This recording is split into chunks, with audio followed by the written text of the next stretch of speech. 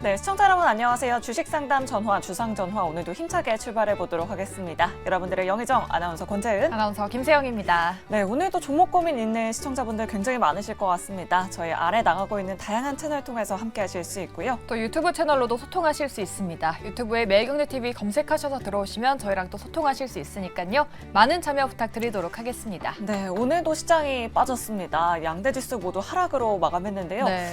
내 종목 이제라도 팔아야 하나 말아야 하나 고민되시는 분들 주저하지 마시고 지금 바로 이쪽으로 연락 주시면 됩니다. 네, 전화번호 02-2000-4919, 02-2000-4919번으로 지금 바로 연락 주시면 되고요. 네, 나는 전화보다 문자가 편하다 하시는 분들은 문자번호 샵 2034 그리고 유튜브 채팅창으로도 댓글 남겨주시면 저희가 시원한 상담 도와드릴 테니까요. 많은 연락 부탁드리도록 할게요. 네, 그럼 여러분들의 종목 고민 해결사가 되어주실 네 분 먼저 소개해드리도록 하겠습니다. 네, 좌의정에는 손여로 팀장 그리고 조범수 팀장 모셔봤고요. 네, 우의정에는 정태근 이사 그리고 신일서 소장님 모셔봤습니다. 네 분 어서 오세요.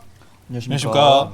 네, 한 주의 시작 월요일 좀 네. 희망을 안고 출발했는데 그러니까요. 시장이 아쉽게 파란불로 마감이 됐네요. 맞아요. 사실 여러 가지 모멘텀들이 참 많았습니다. 뭐 음. 사우디 관련해서도 뭐 주가가 상승할 수 있을 만한 네. 호재가 많이 나왔는데 뭐 반대 매매에 대한 이야기도 나오고 있고요. 뭐 음. 키움증권 사태도 좀 투심을 차갑게 얼어붙게 만들고 있는 것 같아요. 네. 우리 투자자분들 어떻게 대응해야 할지 일단 조범수 팀장님께 여쭤보도록 할게요.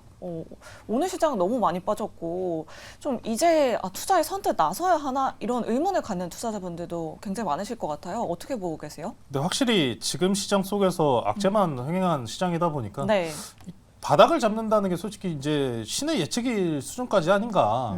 좀 상당히 지금 시장이 안 좋은 흐름을 연속적으로 보여주고 있는데 오늘 아침 시초가 기준으로 코스닥이 마이너스 4%로 또 예상이 나오다 보니까 반대 매매가 또 나오는구나 라는 이야기를 또 이제 생각을 했는데 가장 중요한 포인트가 결국에 언제나 시장의 하락 마무리 끝에서는 언제나 신용 물량 터지는 반대 매매가 항상 흘러나오기 마련이다 보니까 사실 지금 구간에서 뭐 1%든 2%든 조금 더 빠진다고 한들 여기서 무서워할 필요가 있느냐라는 생각을 좀 하고 싶습니다.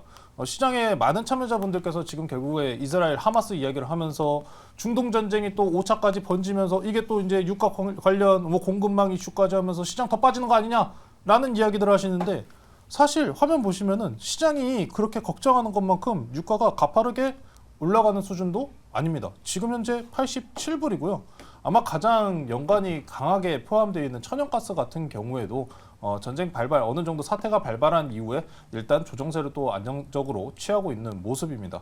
당장 이런 공급망 이슈 쪽으로 시장을 그렇게 불키는 이슈는 큰 문제가 아닌 것 같고 아마 뭐 채권 금리라든지 이제 앞으로 이제 11월달 찾아올 금리 FOMC 이벤트가 더욱이 중요하다고 생각을 합니다. 네. 그러다 보니까 지금 현재 구간에서는 일부 좀 반대 매매 내지는 신용이 과다했던 부분에서 시장이 어느 정도 반대 출회 매물이 좀 나왔을 뿐이지 지금 구간부터는 저는 개인적으로 물려도 된다. 레버리지 같은 종목 이제 상품들 담아가시면서 천천히 시장 바라보시면 좋지 않느냐. 금요일날 제가 그런 질문 드렸어요. 지금 시장에서 얼마나 기간 동안 지금 시장이 하락세를 유지했느냐라고 질문을 드렸을 때 대부분 모르셨어요. 왜? 이 앞에서 지금 실질적으로 코스피로 대조했을 때 8월 1일 고점께부터 지금 3개월가량 지금 빠지고 있습니다. 네. 근데 8월에서 9월까지 대부분 투자자분들께서 하락 추세 중이라는 걸 인지를 못 하셨어요.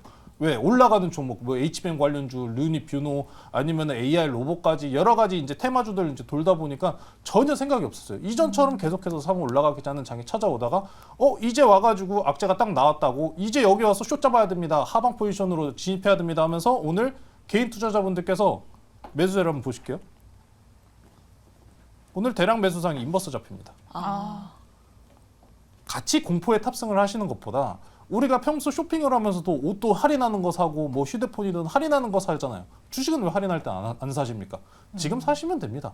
할인하는 구간이다 보니까 천천히 매집을 하시면 되고 물론 이 상황에서 제가 레버리지라는 거를 좀 말씀드린 거는 물론 가장 간편한 선택법이 되겠지만 개별 주가적으로 어느 정도 주가가 반등세를 확인하고 개별 호재권들이 좀 확인된 이후에 주식은 접근하는 게 맞지 현재 구간에서 가장 안정적으로 대응할 수 있는 거는 지수물과 ETF일 것으로 보입니다. 그러다 보니까 레버리지라는 좀 이야기 말씀을 전해드렸는데 너무 같이 공포감에 휩싸이지 마시고요. 막상 설령 여기서 만약에 핵전쟁 누가 쐈다. 다 같이 그러면은 주식시장 접고 도망가야죠. 지금 구간에서 그렇게 걱정하실 필요는 없으실 것 같습니다. 위기를 좀 기회로 삼자 네. 잘 알고 있는 주식 격언인데 막상 행동으로 옮기기가 정말 힘들었던 것 같아요. 그러니까요. 우리 조범수 팀장님 말씀 네. 잘 참고하셔서 투자 판단에 도움 되셨으면 좋을 것 같고요. 손여로 팀장님께도 한번 여쭤보도록 할게요. 앞서서 개인 순매수 상위 종목이 인버스가 탑으로 올라온 게 좀 네. 아쉽기도 해요. 오늘 또 반대 매매 물량이 최고치를 기록했다고 하는데 이럴 때 투자자분들 어떻게 좀 대응 전략을 세워봐야 할까요? 네, 확실하게 뭐 레버리지를 사용해서 매매하시는 분들 조금 걱정이 될 것이고 그런 분들일수록 주상전화에 전화를 많이 하셔가지고 전문가들의 뷰를 좀 받아가셔가지고 대응이 필요하다. 이제 레버리지 사용하신 분들은 대응이 필요하다라고 말씀을 드리고 레버리지를 사용하지 않으신 분들은 오히려 기회 장세가 온다라고 좀 말씀을 드리고 싶고요.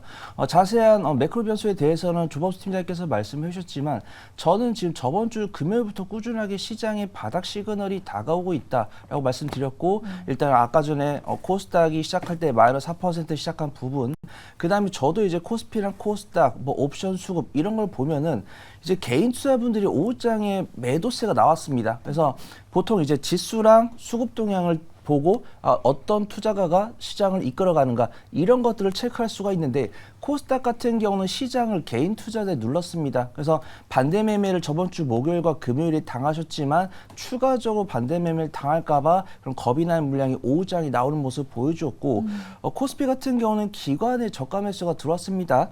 이제 코스피 같은 경우도 기관이 동시효과에 순매수를 키우면서 개인과 외인이 매도세가 나왔고 코스닥 같은 경우도 외인과 기관의 매수세가 증가하는 것처럼 보이지만 개인의 매도세가 늘었는데 지수가 개인 투자분들의 매도세에 따라 움직이는 걸 보여줬기 때문에 개인의 매도세가 시장을 압박했다.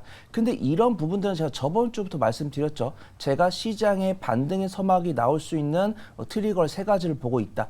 그중에서 개인 투자분들의 반대 매매, 이런 반대 매매를 반대 매매 나온다고 신났냐? 물론 아닙니다. 저도 가슴이 아픕니다. 하지만 레버리지를 사용하신 분들은 이 주상전화를 통해서 얼마든지 빠져나갈 수 있는 대응 전략이 있다. 그렇게 말씀을 드리는 부분이고 예수금, 가용현금이 있으신 분들은 오히려 기회의 서막이 다가오고 있다. 그 말씀을 드리고 싶습니다. 네, 알겠습니다.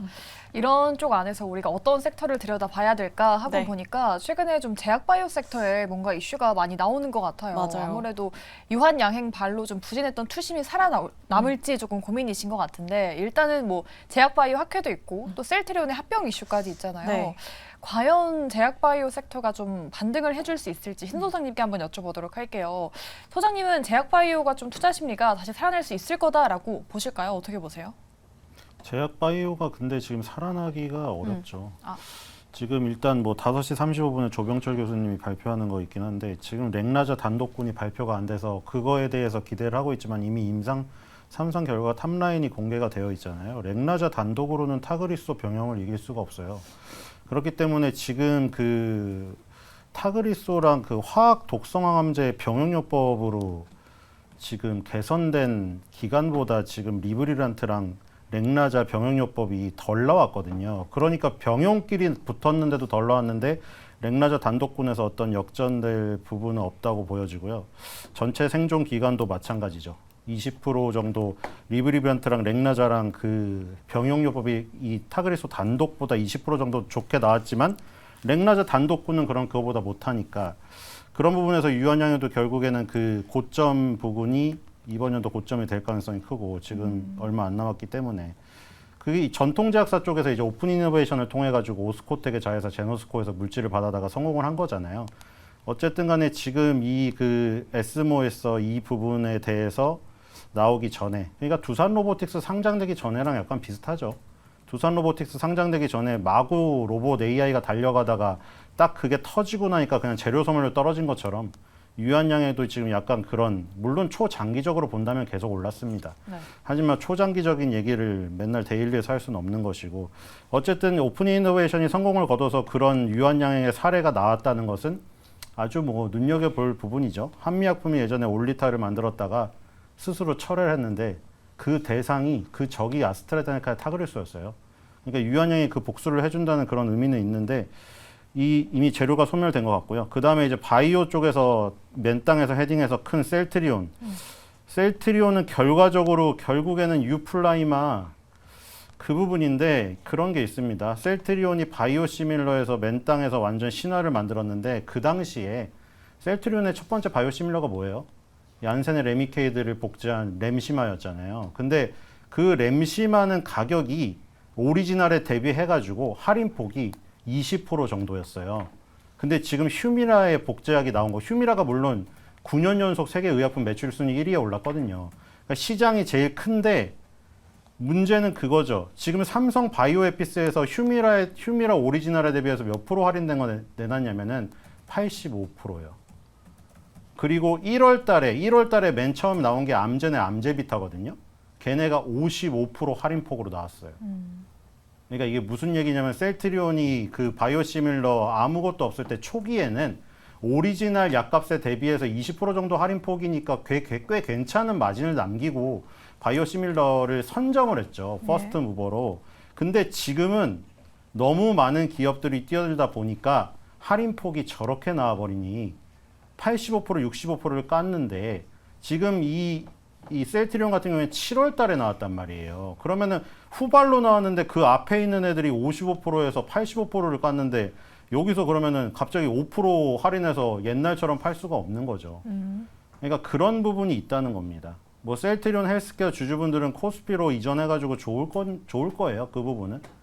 아시다시피 지금 코스닥을 보면은 150 완전 그쵸. 말을 네. 해서 뭐합니까? 어쨌든 가는 거는 좋은데 일단 가는 그 재료도 오늘 소멸됐고요. 그 다음은 그게 나와야 되는 겁니다. 2개밖에 없어요. 램시마 SC가 정말 바이오 베터로 신약으로 인정받느냐. 그게 신약으로 FDA에서 허가가 나면 바이오 베터로 허가가 나면은 한 단계 올라갈 수가 있어요. 왜냐하면 지금까지 복제약을 만드는 업체였죠. 근데 바이오 베터로 지금 평가를 받아버리면 신약이 돼버려요. 이거는. 네. 오리지널보다 약값을 더 받을 수 있어요. 아까 처음에 말했던 그게 약점이라고 했잖아요. 바이오시밀러가 예전에 비해서 너무 단가 후려치기를 당한다. 그러니까 이걸 벗어날 방법은 하나밖에 없어요. 바이오 베터를 인정받아가지고 램시마 SC가 레미케이드를 복제한 거지만 SC로 제형을 변경했기 때문에 신약으로 인정받을 수가 있단 말이에요. 만약 그러면 오리지널 램시마보다 가격을 더 받을 수가 있어요. 네. 그렇게 되면 셀트리온이 다시 한번 업그레이드가 될 수가 있는데 결국에 그 결과가 나와야죠. 내년 초에 나올 것으로 생각이 됩니다. 네. 제약바이오 근데 전체적으로 뭐 투자 심리가 쉽게 네. 살아나기는 힘들 것 같다라고 말씀해 주신 것 같은데 그럼 테마주 쪽은 어떨까요? 오늘 맞아요. 또 백신주가 또 활발하게 움직였잖아요. 맞아요. 오늘 뭐 중앙 중앙 백신 백신, 상한가를 기록하기도 네. 했죠. 이러한 장에서 테마주가 움직이지 않을까 싶은데 정태근 이사님께 한번 여쭤보도록 할게요. 지금이라도 테마주 좀 눈여겨보면은 수익이 날 수 있을까요? 어떻게 보세요?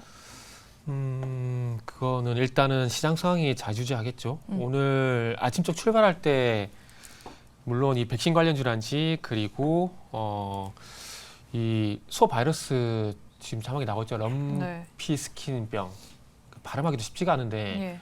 저희 시가 그렇게 강하지는 않았어요. 강하지는 않은데 시장 중반에 힘이 좀 빠지면서 테마가 좀 극성을 보였거든요. 그래서 아마 1차적으로 시장이 좀 변수라고 좀 봐야 될 것 같고요. 그리고 접근에 대한 부분들은 글쎄요. 지금 뭐 접근이 가능할까요? 대성미생물 같은 경우는 오늘 뭐 점상한가 진입이 되고 잡기도 쉽지 않을 것 같은데 만약에 조정이 나왔을 때 반등을 줄 것인가 또 관건인데 일단은 뭐 반등은 나올 것 같아요. 그러나 먹을 수 있는 파이는 되게 작을 것 같거든요. 그렇기 때문에 다음으로 좀 넘어가야 되지 않을까 생각이 드는데 이게 보니까 소만 걸리는 수두 바이러스라고 그러더라고요. 이게 뭐냐면은 이제 대상포진, 그러니까 소가 걸리는 대상포진이라고 좀 보면 되는데 이 소가 이제 수두 바이러스 걸려가지고 문제는 뭐냐면 우유가 제대로 생산이 안 되게 되고 그리고 이제 소위 말하는 이제 그 불임 현상 이런 것들이 나와가지고 이런 것들이 조금 이제 작용이 되던데 그렇게 되면 아마 소들이 원활한 수급이 이제 이루어지지 않게 되면서 다음 테마로 넘어가게 되면은 소위 말하는 이제 돈육 관련주라든지 뭐 그리고 육계 관련주라든지 이쪽으로 넘어가지 않을까 싶어요. 그러니까 과거에도 아시다시피 아프리카 돼지열병이라든지 구제역이라든지 조류독감 이런 것들이 나왔을 때 일단 제일 먼저 움직인 것들이 이제 백신 관련주들이 움직여서 동물 관련된 백신주들이 움직였는데 이게 좀 길어지게 되면은 시간차를 두고 아시겠지만 뭐 육계 쪽으로 간다든지 그리고 아니면 대체육으로 간다든지 이쪽으로 흐름이 있었거든요.